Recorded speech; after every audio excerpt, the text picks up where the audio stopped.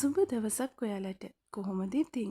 ටිකක් අමාරු කාලෙක වුණත් සුපුරුදු ජීවිත රටාව ගත කරන අතරේ අපේ ගෙවුණු සෙනසුරාදා ඉරිදා දවස් දෙකේම පුංචි පුංචි වීඩියෝ ටිකක් තමා මම ඔයාලත් එක්ක අරගෙන එන්නේ.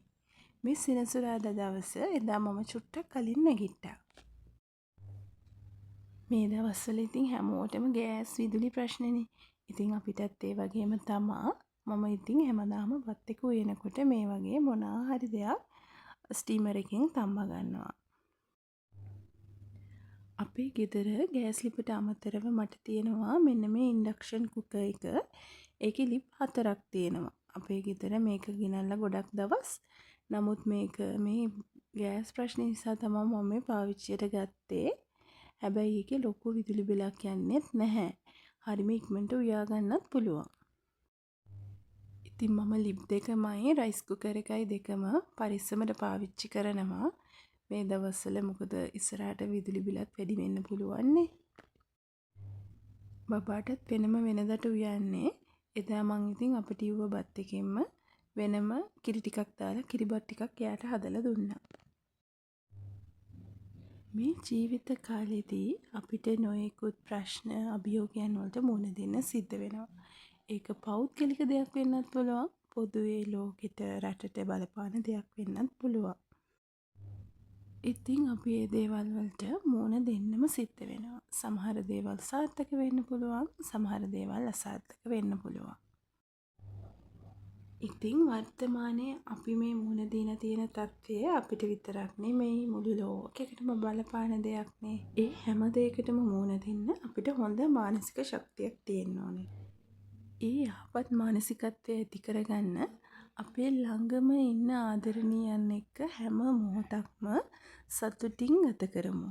තමන්ගේ ස්වාමියා, බිරිඳ, දරුවන්, සහෝදර සහෝදරියන්, අම්මා තාත්තා ඒ ළඟම ආදරණීයන් එක්ක හැම මොහොතක්ම ආදරෙන් සතුටින් ගත කරන්න ඕනි.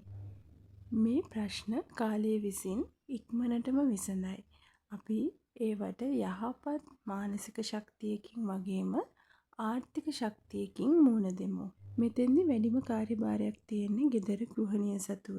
ගෙදර අම්මා සතුව. එතෙන්දි රැකියාවක් කරන නොකරන කියලා වෙනසක් නැහැ. ගෘහණියක්ට පුළුවන් කළමනාකරණය හරියට කරගත්තොත් හැමදේම සාර්ථක කරගන්න. වෙනදට වඩා වැඩිපුර අරපිරිමැස්මෙන් වැඩ කරොත් කාන්තාවක්ට පුළුවන් මේ අවස්ථාවේදී තමන්ගේ ස්වාමි පුරුෂයාට තමන්ගේ පවුල වෙනුවෙන් මේ දේවල් වලට මුහුණ දෙන්න ශක්තිය දෙන්න. අපිට ඊළඟට උත්සව මාසයක්නේ ළඟ ළඟම එන්නේ. ඒ දේවල් මග අර ගන්නත් බැහැනේ. ඉතින් යහපත් මානසිකත්වය තමයි මේ වෙලාවේ වඩාත්ම වැදගත් වෙන්නේ. මොකද එතකොට පුළුවන් මේ හැම දෙයකටම හොඳ විදිහකට මුහුණ දෙන්න. පහුවදා උදේ, ඉරිදා උදේ ඉතින් අපේ ගෙදර ඉරිදට අනිවාර්යෙන් කිරිබත්නේ. ඒත් එක්කම මට හිතුණා කොළ කැඳ ටිකක් හදාගන්න. මොකද මේ දවස්වල ටිකක් රස්නේ වැඩිනේ. මෙතන තියෙනවා හාතාවාරය මුකුණු වෙන්න.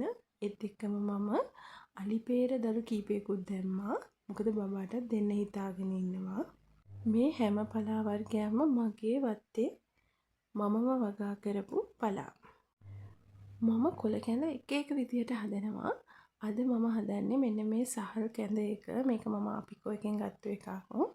ඒවා දාලා ඒවා ටිකකුයි මේ සැඳි දෙකක් වගේ සුදු ලුණු කීපයකුයි වතුර ටිකකුත් දාලා මම ඉස්සෙල්ලාම මේ ටික තම්බ ගන්නවා.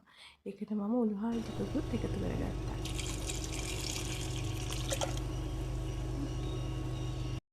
මම මුලින්ම කරේ මිටි කිරි ටික අයින් කරගත්තා. ඊට පස්සේ ඉතුරු වෙන පොල් ටිකයි කොළ ටිකයි එකට දාලා බ්ලෙන්ඩ් කරලා හොඳට කිරි හදාගත්තා. ඊට පස්සේ ඒක තැම්බුණු හාල් සුදු ලුණු මිශ්‍රණයට දාලා ඒ ටික හොඳට තැම්බුණෙන් පස්සේ මම අයින් කරගත්ත මිටි කිරි ටිකක් එකතු කරගත්තා. එතකොට කැඳ එක හොඳට උක්කුවට තියෙනවා. කැඳ මොන්න හකුරු තිබ්බොත් නම් තමයි ගොඩක් හොඳ. මේ වෙලාවේ මට හකුරු තිබුණේ නැහැ. රට ඉඳි තිබුණා. ඒකත් හොඳයි. ඊළඟට ඇඹුල් දොඩම් වගේක් ගෙනත් තිබුණා. ඉතින් මම මහත්තයාටයි බබාටයි ඒකත් හදලා දුන්නා.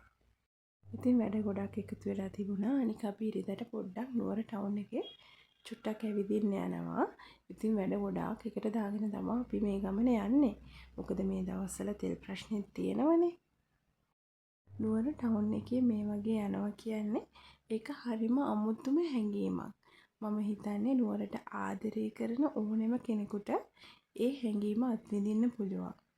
ඔයාලට මම කලින් කියලා තියෙනවා මම සිංහල අවුරුදු වලට shopping කරන්න පටන් ගන්නේ ජනවාරි මාසේ ඉඳන්ම.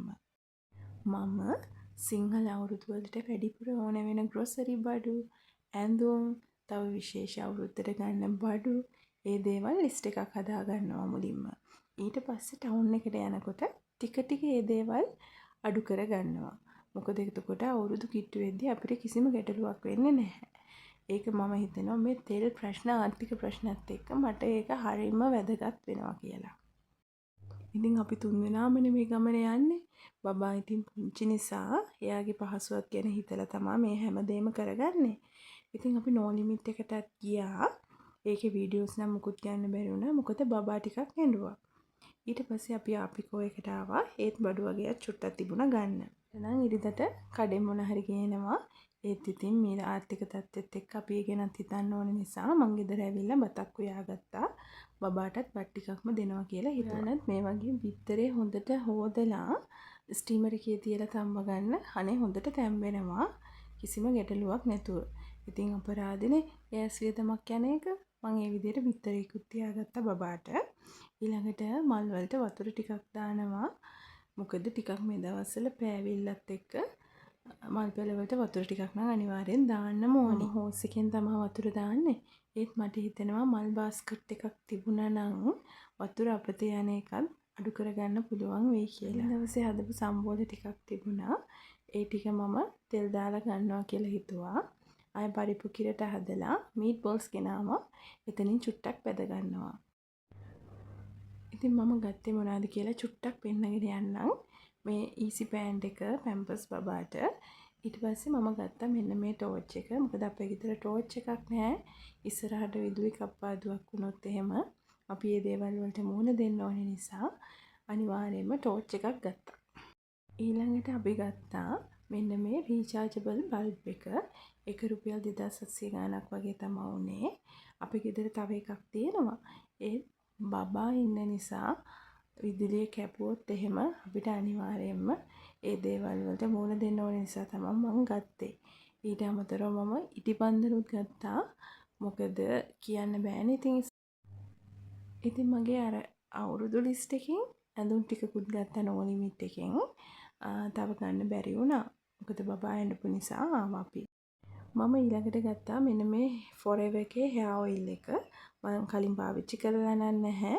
බලමු ගාලා කොහොමද තත්ත්වය කියලා. ඉතින් අදත් වීඩියෝ එකත් එක්ක රැඳී හිටිය ඔයාලට ගොඩාක් ස්තුතියි. channel එක subscribe කරන්නත් කියලා මතක් කරනවා. ඒත් එක්කම ඉක්මනටම ආයෙත් වීඩියෝ එකකින් හම්බෙමු. එතකන් සතුටින් ඉන්න.